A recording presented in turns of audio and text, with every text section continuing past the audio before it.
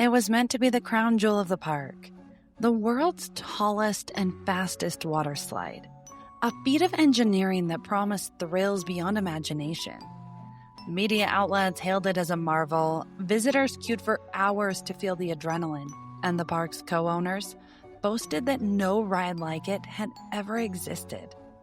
Yet beneath the roar of rushing water and the laughter of riders, a dark story brewed, a tale of loopholes in safety, rushed construction, and warnings ignored. Verrückt was a dream brought to life, but it would become something else entirely, a towering reminder that human ambition, unchecked, can turn deadly in an instant. You are listening to Death Kiss Traveler.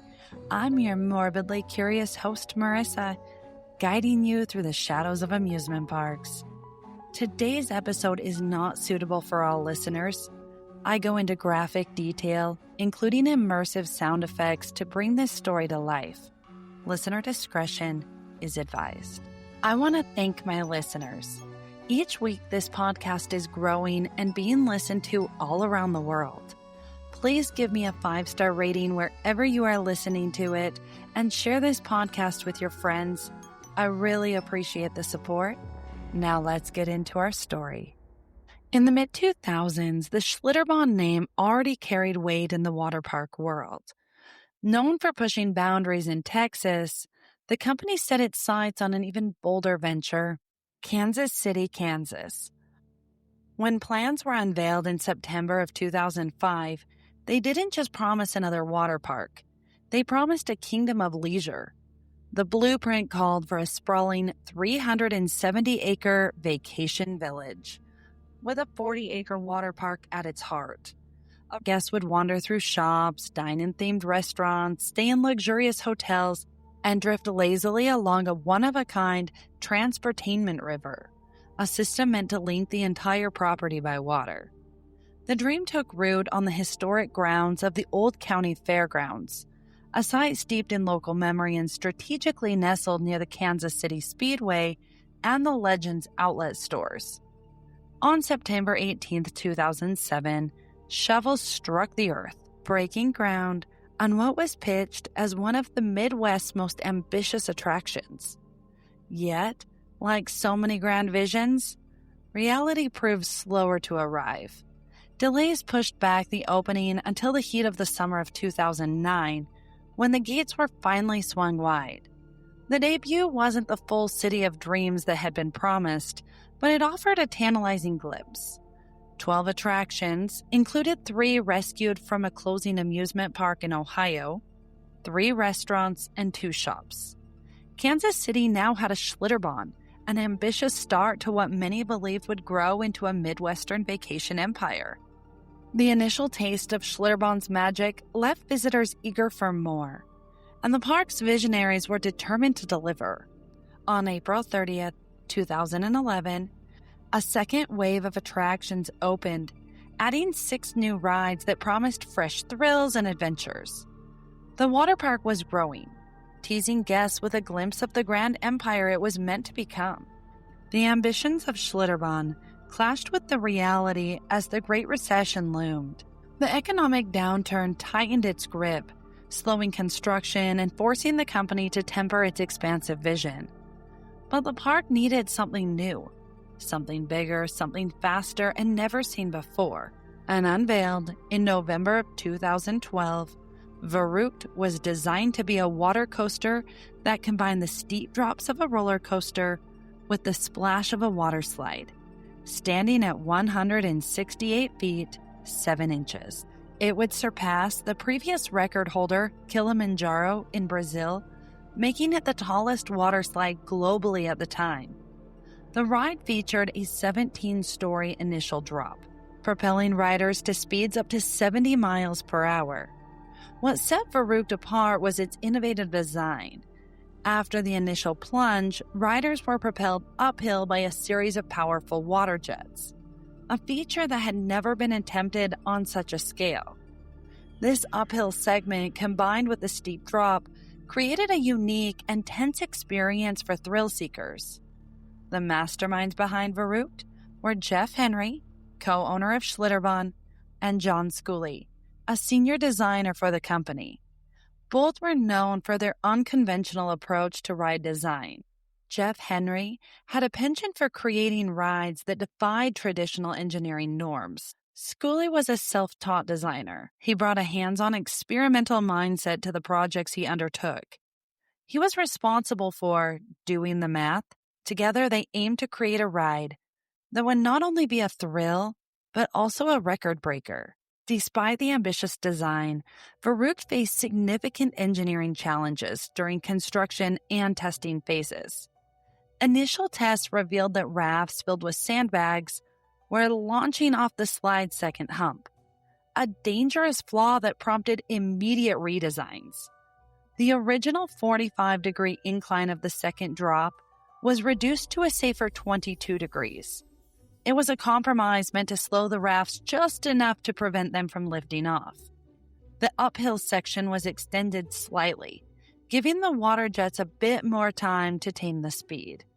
Metal hoops were added above the netting in the areas where the rafts had flown too high, a last-ditch attempt to shield riders from catastrophe.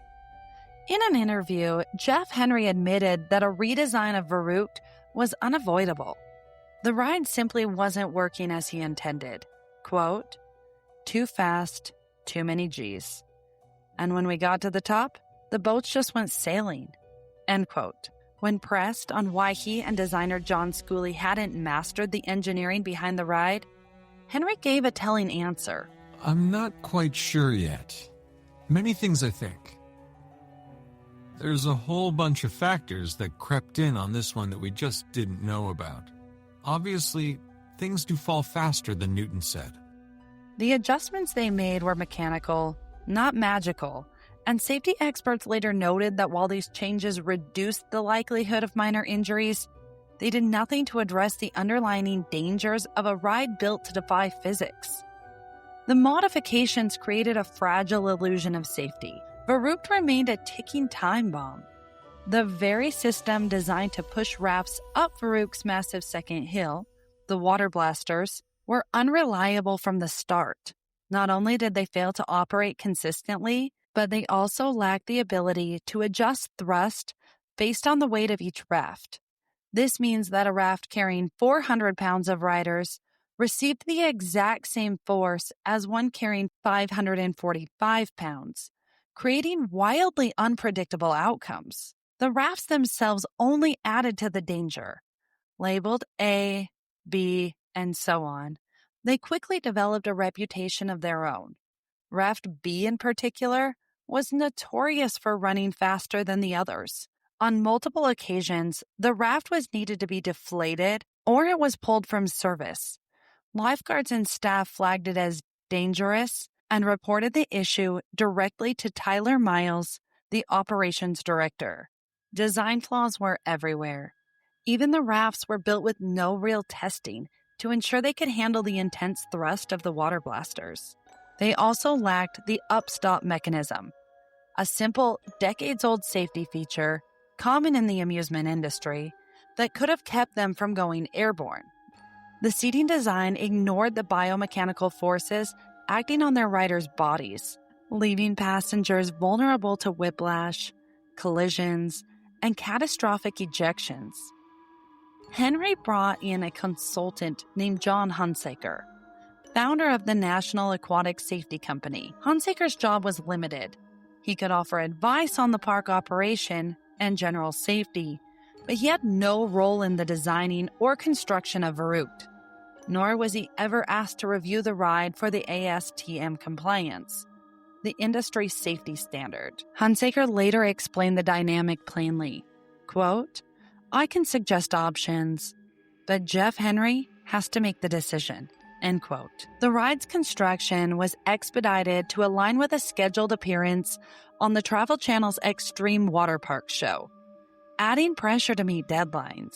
This rush to completion may have contributed to some of the design oversights and safety concerns that emerged later. When reports surfaced that rafts on Verrückt were going airborne, Schlitterbahn's spokesperson dismissed the claims publicly, insisting the ride was safe. Behind the scenes, however, Jeff Henry and John Schooley began conducting secret late-night test runs, hoping to avoid outside attention. Schooley later admitted the stakes were high. The worst possible thing that could happen is that we've miscalculated again. There are so many changes we've made. If the raft goes airborne again, we'd have to go back, rebuild and redesign the ride, and that would be a disaster. In the end, Henry admitted his own plan for Verrückt's safety was simply to, quote, net the slide all the way down, end quote. The breakneck pace of Verrückt's construction was no accident. It was demanded by Jeff Henry himself. His emails made it clear just how much pressure he placed on his team. On December 14th of 2012, Henry filed off 2 messages to designer John Schooley and others. In the first, he warned, "We all need to circle on this. I must communicate reality to all.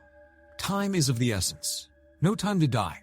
Just hours later, he doubled down, writing, "I have to micromanage this now.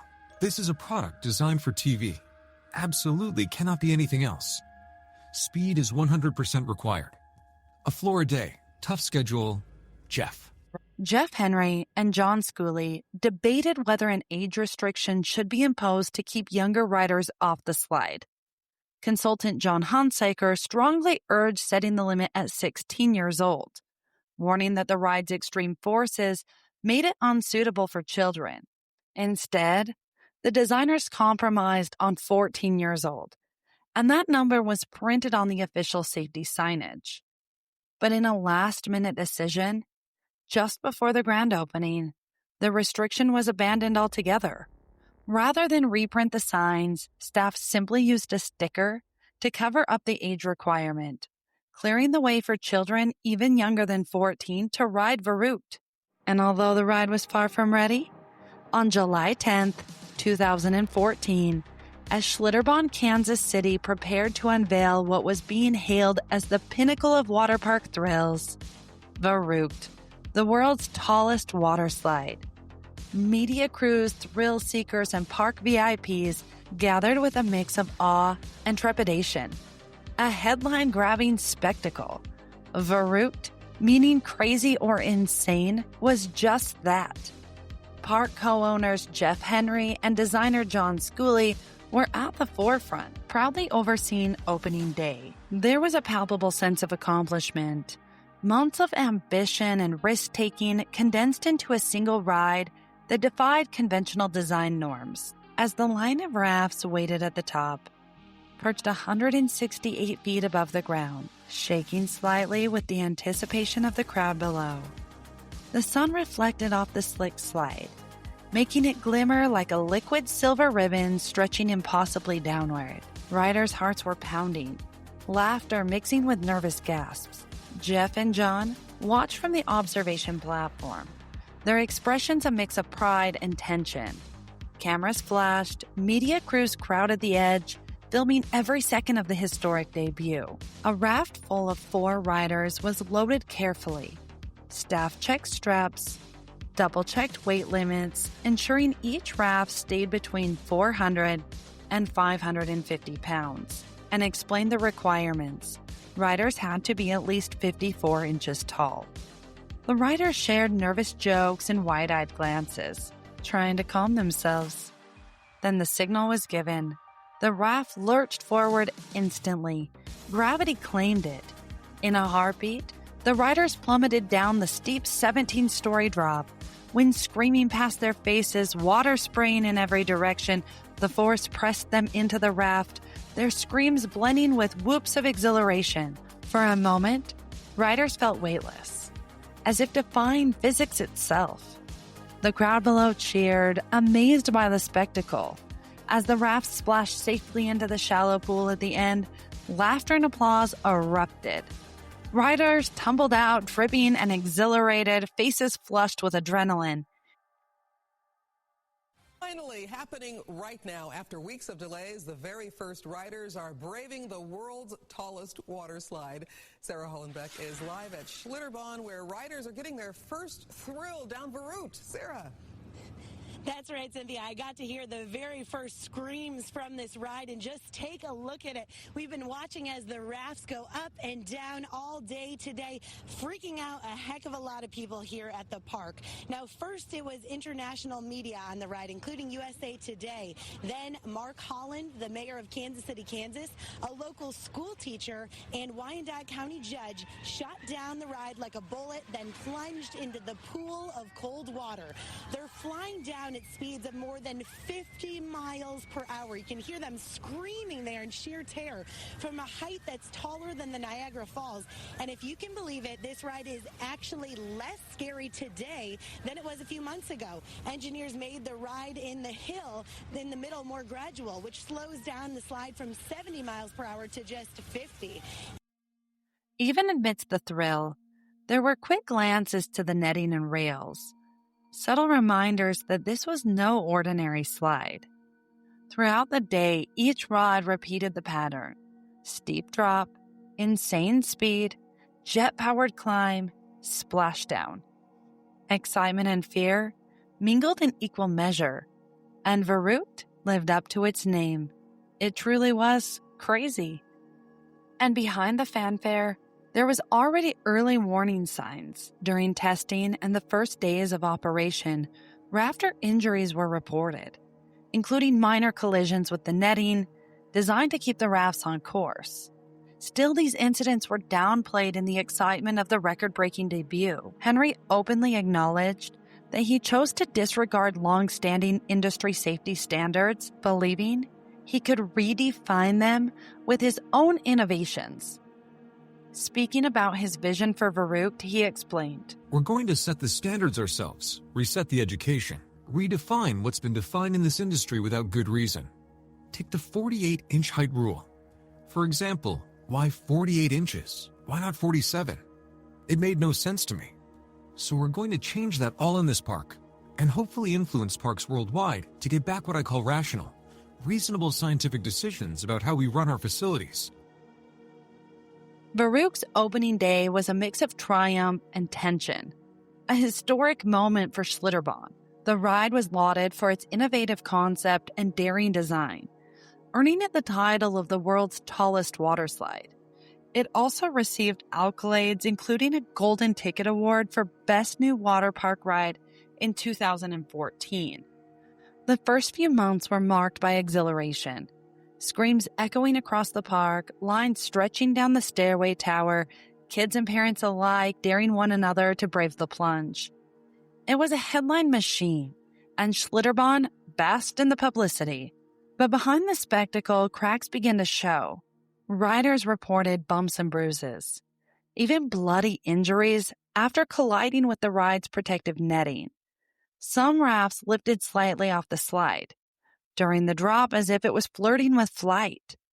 Engineers and staff brushed off concerns, assuring guests that the ride's design, its netting, straps, and weight restrictions made it safe. Yet whispers of unease began to circle among employees. Designer John Schooley had already admitted, even before the ride opened, that Verrückt had been designed under unorthodox conditions. Unlike most rides that undergo years of third-party safety tests, Verrückt was essentially built by trial and error. Still, the marketing machine rolled on. Verrückt won Guinness recognition as the tallest water slide on Earth, and visitors continued to flock.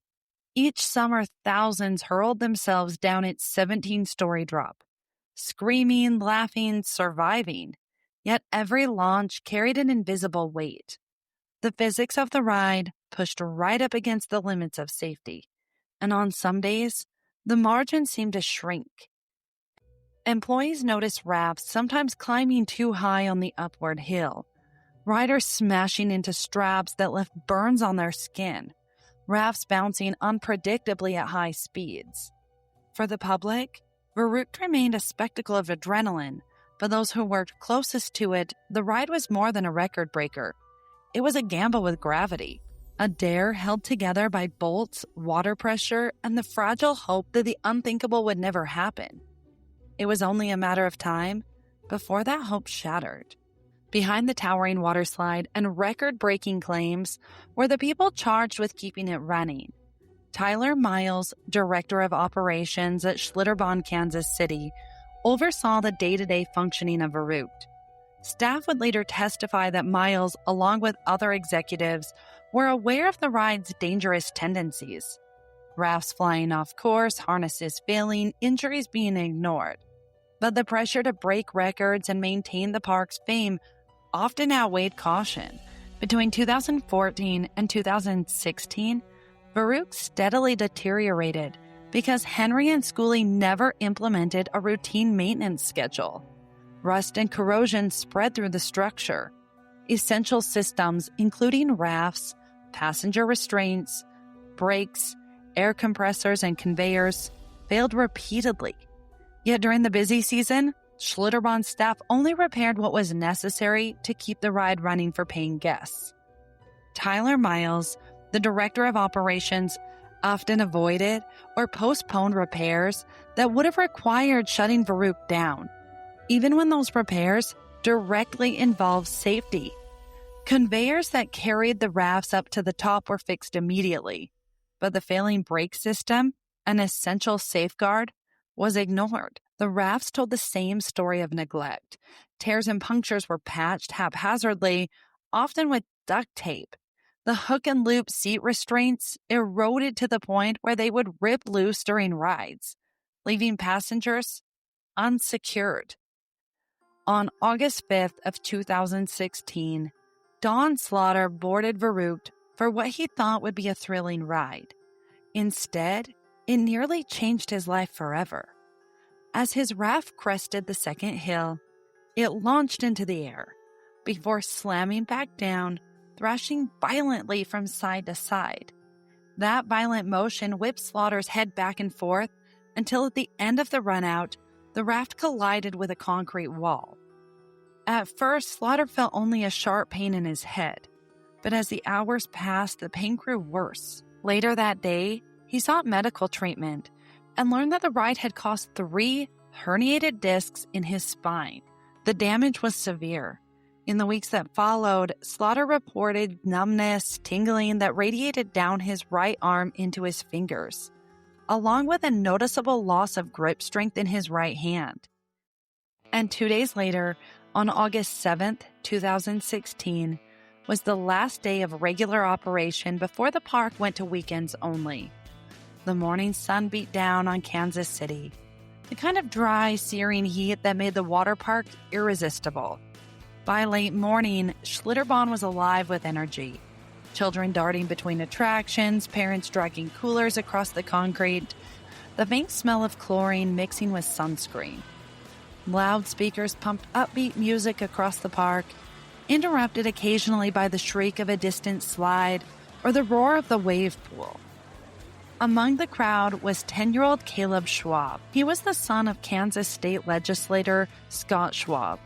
But today he wasn't anyone's political heir, just a boy at a water park, eager to conquer the biggest, wildest ride in sight.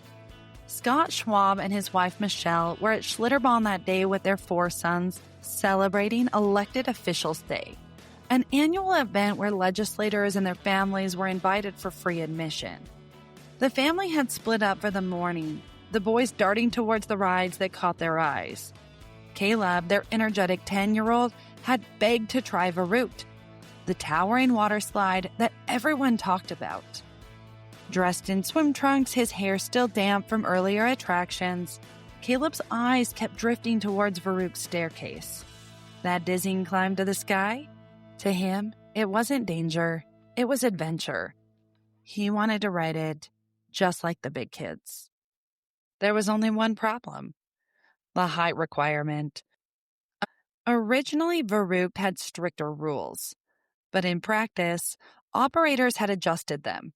Instead of focusing on individual rider height, the rule was now about total raft weight.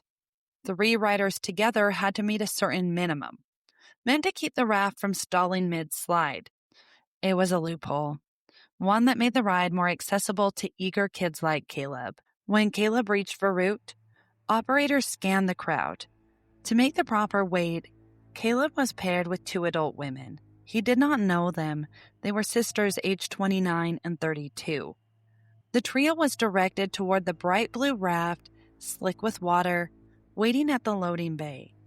Caleb climbed into the front seat of Raft B, small hands gripping the straps as the attendants fastened him in. His front seat perched close to the edge. Behind him, the 2 women were buckled in, exchanging nervous laughs.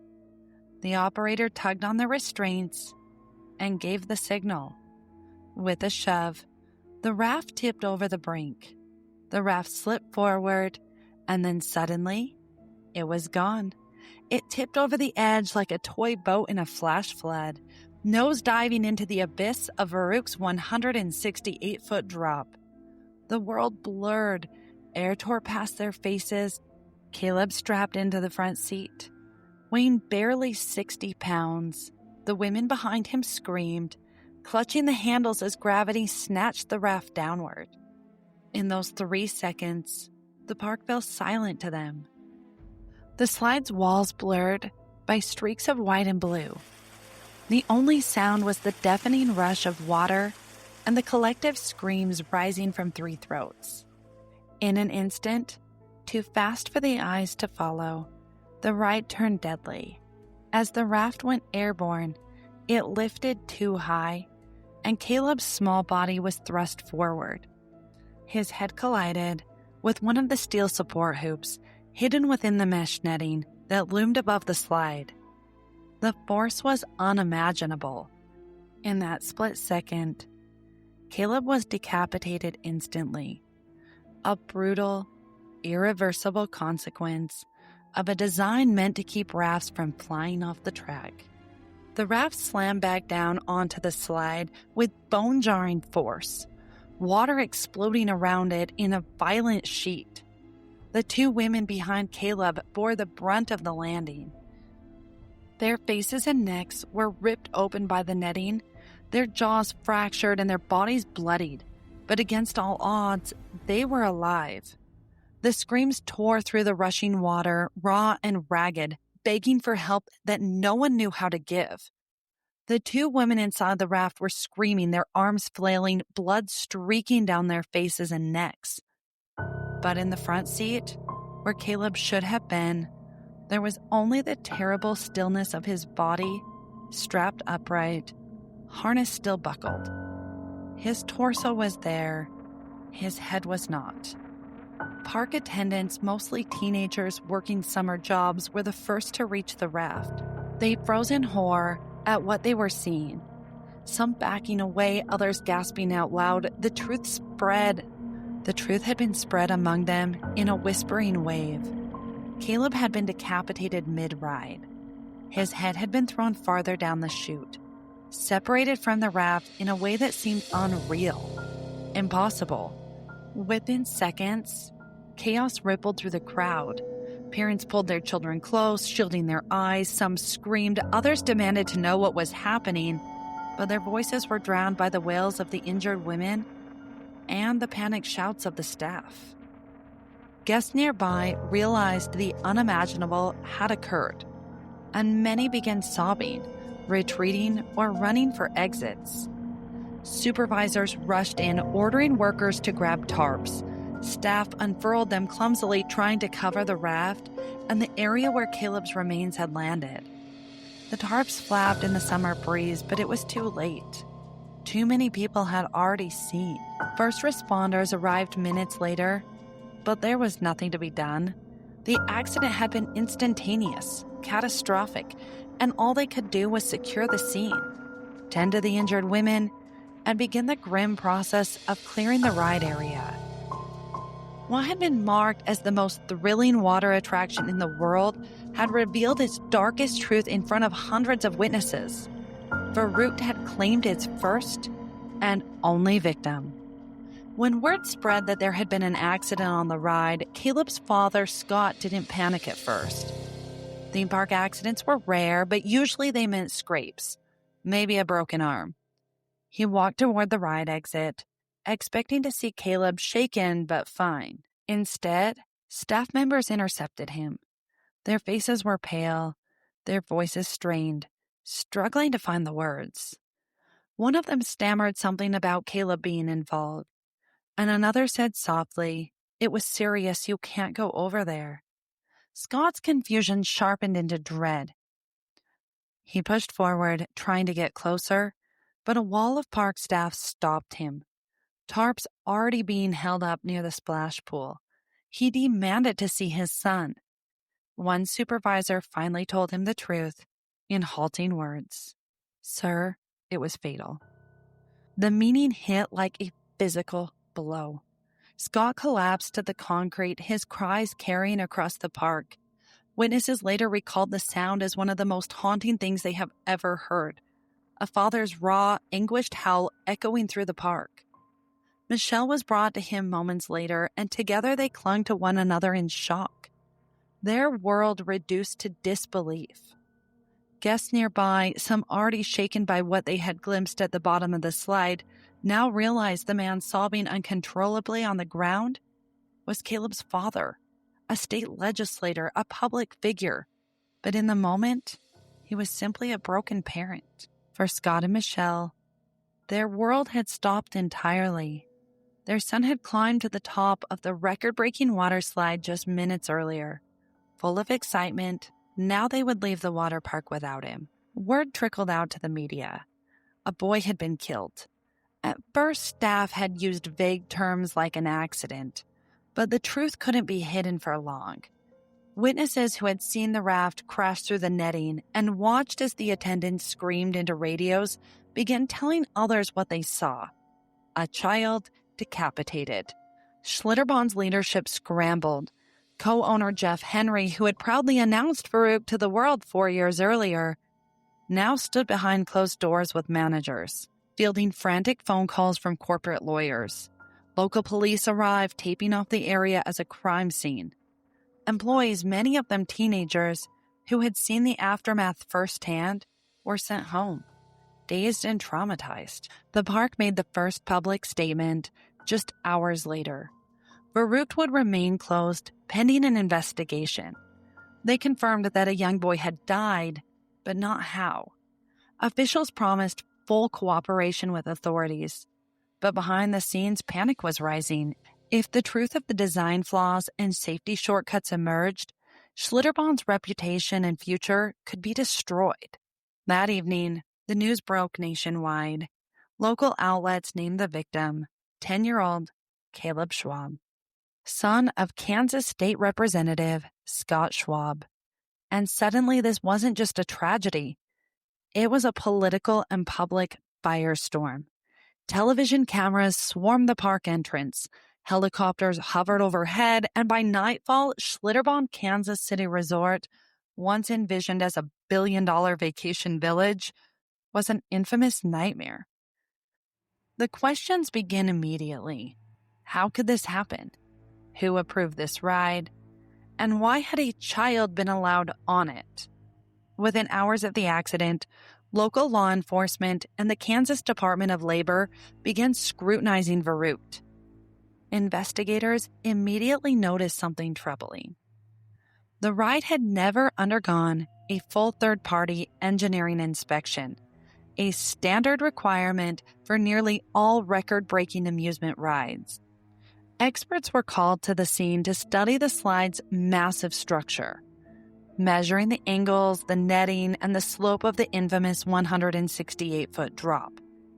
It quickly became apparent that the safety features were makeshift at best. The netting that had decapitated Caleb had been installed after test rafts flew off the slide during test runs. There was no engineering study proving it could withstand high-speed collisions. Water jets designed to propel rafts uphill created unpredictable launches, as if the weight distribution was off. The seat restraints and raft design were rudimentary.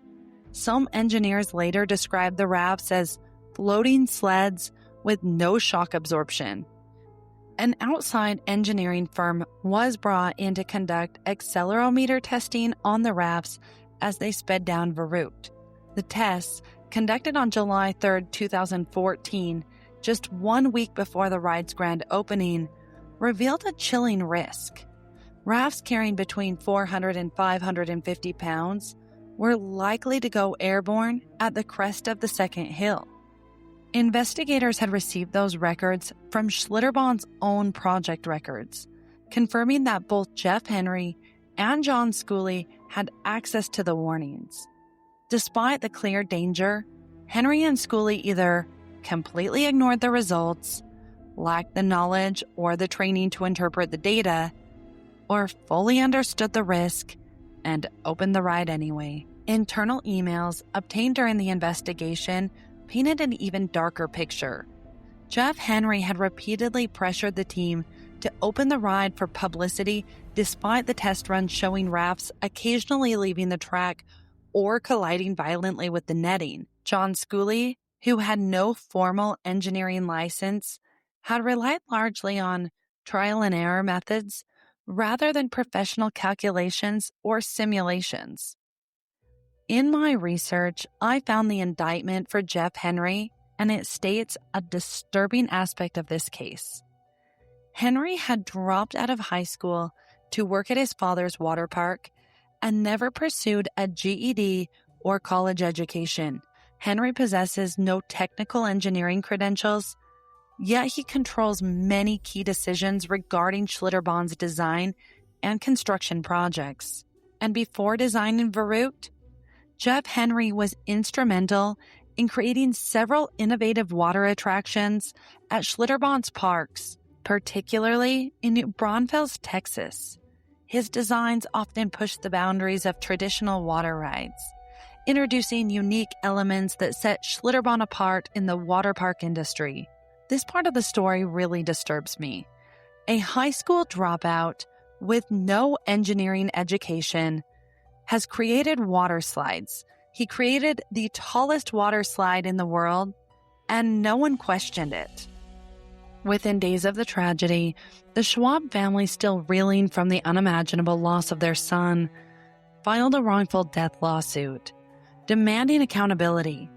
The papers painted a damning portrait of Schlitterbahn: gross negligence, poorly engineered safety features, and operators who had repeatedly ignored warnings about the raft's unstable weight distribution and excessive speeds. Caleb's death was no accident. The lawsuit argued it was the predictable outcome of a ride that had been pushed beyond safe limits. On August 12, 2016, Detective Jason Sutton of the Kansas City Police Department sat down with Tyler Miles, the operations manager, for an interview. The atmosphere was tense, the weight of the recent tragedy hanging over every word. Sutton leaned forward and asked plainly, "Have you been aware of any complaints regarding Verrückt the ride during this season, this summer?" Miles replied calmly, "I have not, sir." Sutton pressed farther, trying to understand the reporting structure. If complaints had come in, would they typically be reported to you or in writing? Miles responded without hesitation, "It would definitely come in verbal form, sir."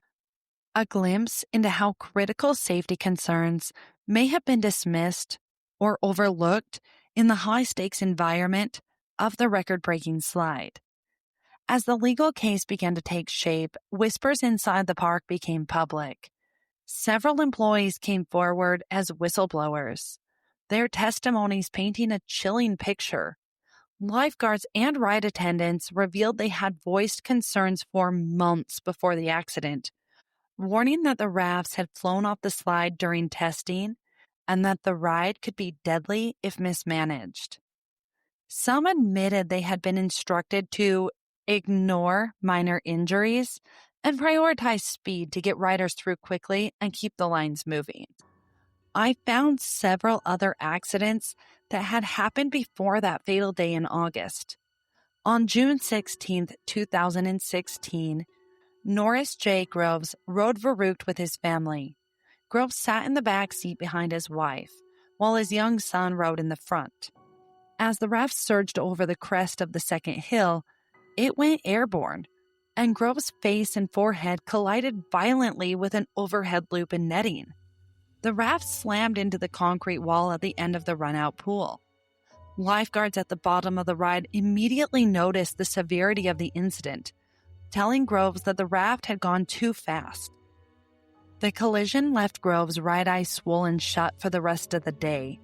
He was taken to the first aid station where he explained to both the medical staff and the park supervisor that the raft had launched into the air. That day, Groves estimated the combined weight of his family on the raft was at least 510 pounds. Rather than addressing the dangerous incident, Tyler Miles, the operations manager, intervened. He intercepted the original incident reports written by lifeguards and destroyed their statements. Lifeguards were forced to rewrite their reports under coaching, omitting any mention of how the injury had occurred. Even their medical staff were instructed to alter their documentation, masking the true cause and severity of Groves' injuries. Absolutely horrific when less than 2 months later, a young boy lost his life because of the same circumstances. Richard Palmer was another individual that experienced a serious injury when his restraint failed. This malfunction caused him to be thrown against the raft, leading to broken toes. While the Palmers were still at the base of Verruckt seeking medical attention for Richard's broken toes, a man approached and introduced himself as the designer and builder of the ride. He boasted that he and a colleague had designed and built Verrückt together. Despite Richard Palmer's obvious pain, the man continued bragging about his accomplishments, even outlining plans to build an even taller Verrückt at another park. The Palmers recalled that he seemed completely unconcerned by the fact that Richard had just broken his toes on his ride. Investigators later noted this incident, and at the time, only 2 individuals could claim to be Verrückt's design and builder. After the park's closure, around September 1st, 2016, a 17-year-old lifeguard with the initials NW, who had previously been coerced by Tyler Miles into submitting a coach statement, came forward to Detective Sutton. NW revealed the full extent of Miles' efforts to cover up the June 2016 Groves incident. Following this revelation, investigators interviewed the lifeguards and the medical staff who had been present that day. Each interview independently confirmed the pattern of deception, verifying that Miles had intentionally attempted to suppress and alter reports of the ride's dangerous malfunction. A short time later, an unexpected visitor arrived at NW's family home. Derek McKay, an attorney representing Schlitterbahn, showed up unannounced. Calm on the surface, McKay told NW's mother, Jane, that he wanted to speak with her son about the incident. Jane was protective and wary. She refused. She reminded McKay that he was her minor son and already reported everything to the police. Undeterred, McKay asked for a copy of NW's report. Jane refused again. McKay claimed that Detective Jason Sutton of the Kansas City Police Department would want him to have it. Jane, sensing the pressure and deception, firmly told McKay to leave. Once he departed, Jane immediately called Detective Sutton to explain what had just happened. Sutton asked if she handed over the report. She confirmed that she had not, and he instructed her not to give it to anyone. Sutton then revealed that McKay had just called him moments before, falsely claiming that Jane had given him permission to release NW's report to him. Jane had never authorized any such thing. While still on the line with Detective Sutton, Jane received another call, or perhaps a text from McKay. He again insisted that he had spoken with Sutton and that the detective wanted Jane to hand over NW's report. Once more, this was untrue.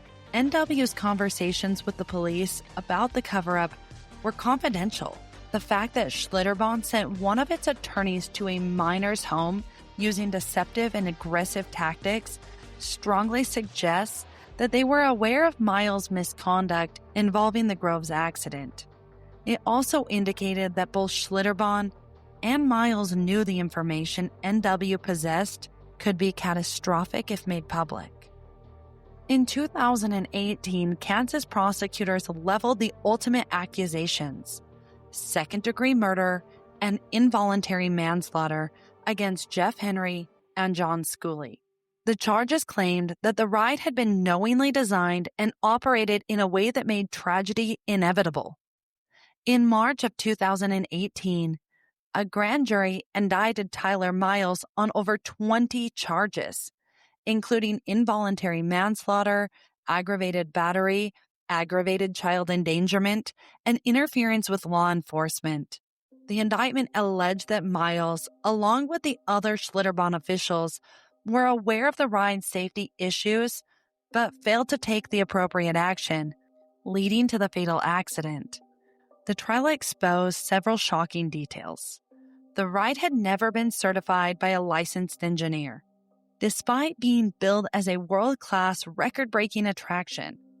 John Schooley, the engineer behind Verruckt, was not a licensed professional engineer. Most record-breaking attractions undergo rigorous third-party safety inspections, but Verrückt relied on trial-and-error testing and internal approval. This lack of formal certification was a critical factor of the incident. Experts in the amusement park design industry, who later inspected Verrückt after the tragic death of Caleb, emphasized just how far outside standard practices the ride's creation had strayed. They explained that a ride of Verrückt's scale and complexity would typically require a design team of 3 to 4 members, including at least 2 fully qualified and experienced engineers, before a single shovel touched the ground. Such a team would normally spend 3 to 6 months on detailed design calculations, carefully planning every structure, every mechanical element. Only after constructing a prototype could rigorous testing begin, ensuring the ride's safety and functionality before allowing public riders.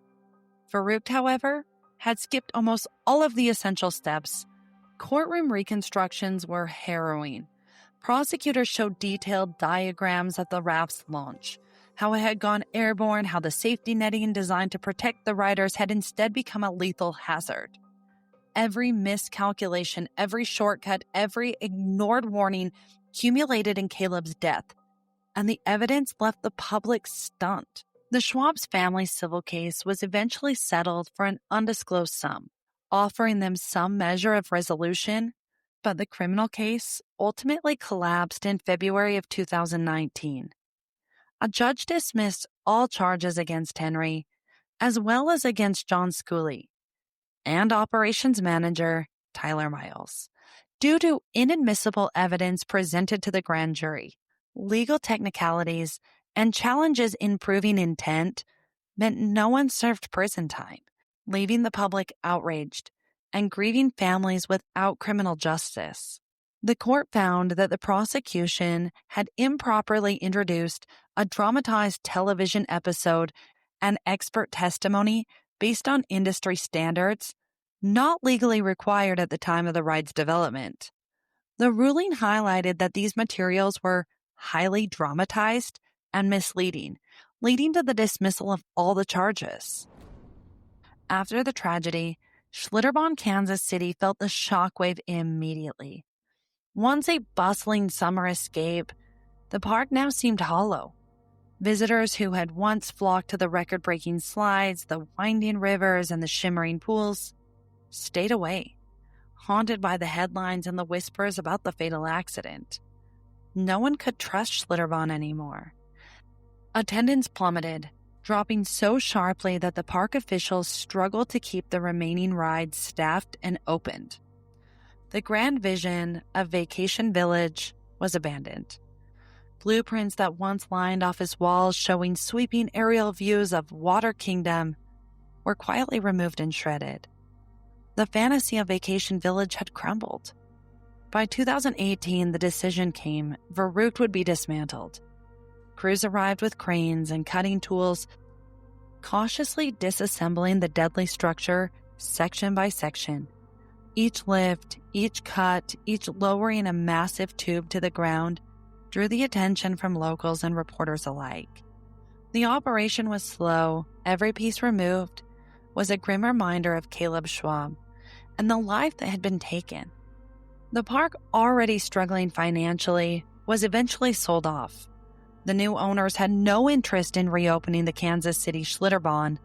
The site became a hollow shell, the echoes of summer laughter replaced with silence and memory. Schlitterbahn Kansas City left behind more than empty pools and rusting slides. It left a story, a warning etched into the skyline and the nation's conscience. That unchecked ambition, when paired with negligence, can create tragedy on a monumental scale. In the end, the story of Verrückt is more than a cautionary tale about ambition gone wrong. It is a reminder that sometimes the pursuit of the thrill can have deadly consequences, and that no record-breaking ride is worth a human life. For Caleb, for his family, and for the lessons left behind, Verrückt will be remembered not only for its height and speed, but for the tragedy that will never be forgotten. Thank you for joining me on this episode of Death-Kissed Traveler. Remember, behind the laughter and the lights of every amusement park or water park, there is a darkness waiting to be uncovered. Follow me on TikTok and Instagram at Death-Kissed Traveler Podcast, and let's dive deeper into these dark stories together. I would love to discuss them with you. Are you thinking of a vacation? Sun-Kissed Traveler has amazing deals on theme parks, cruises, and resorts. Plan a Disney vacation with only $200 down. Check show notes for link or go to sun-kissedtraveler.com.